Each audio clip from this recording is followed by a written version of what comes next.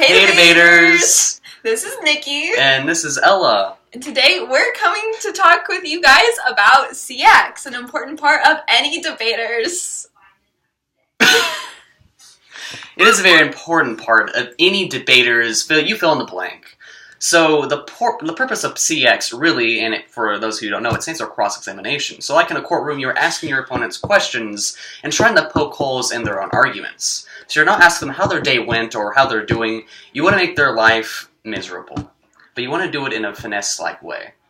And so we're going to be kind of explaining what CX kind of is and how you do it in some good and bad ways to go about it. And why you should do the good ways instead of the bad ways.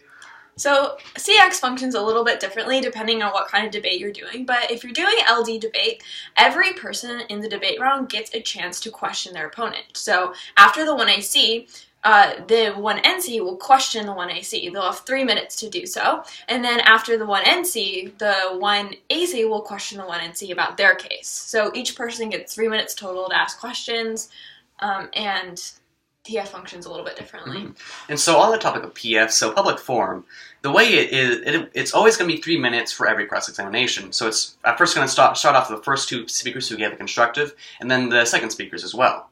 And so the purpose of it is whoever is first speaker, and it's tradition that the first speaker always gets to ask the first question. Sometimes you may be asked yourself, even if you're first speaker, if your opponents who are second speaker can have first question. However, what you want to do as first speaker is make a little power play and say, hey, mind if I have first question, or I'm going to have first question. And as second speaker, you can still make that same power play by saying, you can have the question. So in a sense, you're subconsciously making yourself more dominant in the round.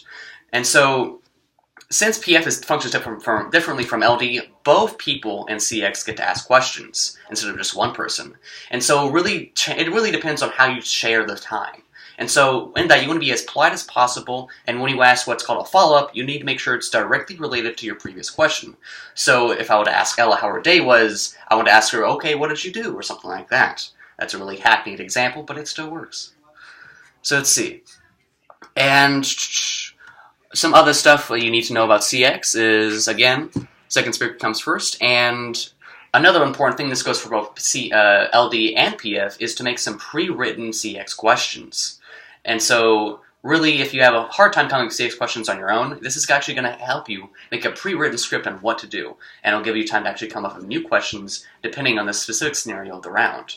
Yeah, so CX can be a little bit intimidating for any new debater because of the fact that you really need to use some strategy to use your CX questions to your biggest advantage in order to strengthen your own case and set up some attacks for your opponent's case, which is why it's always good to come in with a few pre-prepared questions or even practice your CX questions with another debater doing some CX drills. Mm-hmm. And so what we're going to do now is we're going to give you some examples of how you shouldn't do CX and how you should. But let's start with the fun one first.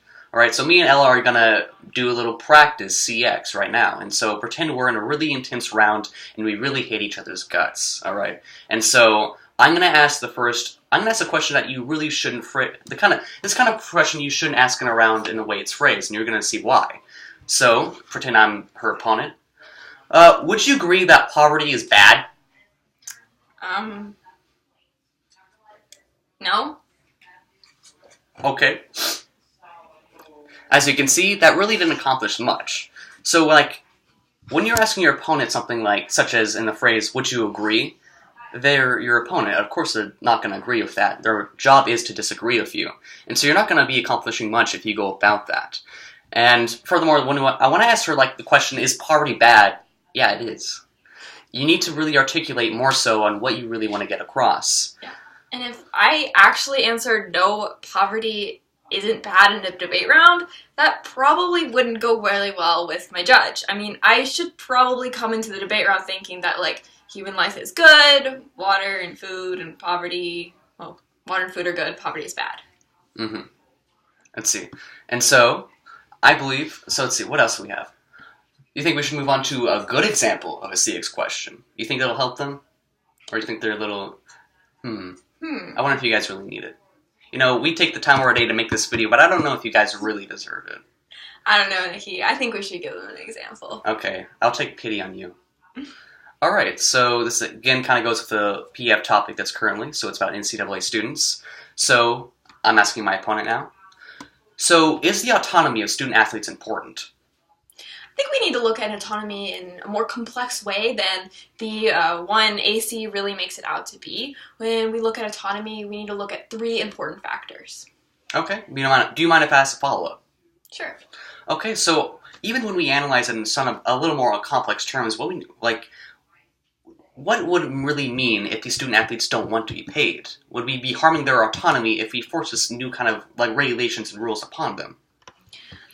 In an ideal world, I don't see why this would actually come up to be a problem, because we need to look at the implications of athletes being paid. So despite the fact that they may not want to be paid, we can see that it will have several positive benefits, clearly outlined in my 1AC. Mm-hmm. So as you see, that was a really good demonstration of what should go on in the a cross-examination. But it goes on, there's more to it than just being pretty with how you phrase your words. You also need to make sure your vocal dynamics are on point too. And that means you don't really want to be screaming at your opponent like you may do in a constructive or a summary speech. And so, Ella, would you like to give an example of how not to be polite in CX? Sure, sounds good. Alright, let's begin. Nikki, is food good? Yeah. But like... Do you want to kill people? No. Are you killing people? Is that what the 1ANC is doing? Look at your case. You're hurting people. They're dying. Are you okay with that? Have you looked into the eyes of a mother whose son is dying? Yes. You have. Of TB. Of TB? What? What? Tuberculosis. As you can see, in a scenario like that, it really disintegrates so fast. I mean, that was so intense that we can even keep up the act because of how threatening that was. I feared for my life in that instance. I'm really threatening. She is. So, in CX, it's really easy to get annoyed at your opponent, especially if they keep asking follow-up questions without really requesting one. And so, in that situation, you need to stay firm and confident. If your opponent is losing control and being bombastic, to contrast that, you keep yourself calm and collected. The judge will notice that. And it's really just going to make them look like a babbling buffoon, if they're so crazy, so to speak. And overall, cross-examination really requires clarity and coherence. And so when you're answering a question, make sure it's straight to the point so you save as much time as possible. And not only that, you're presenting yourself as professional as possible. Cross-examination is like a good handshake. It's firm, yet not too much. Ow, ow, ow! Now, how do you do it? Click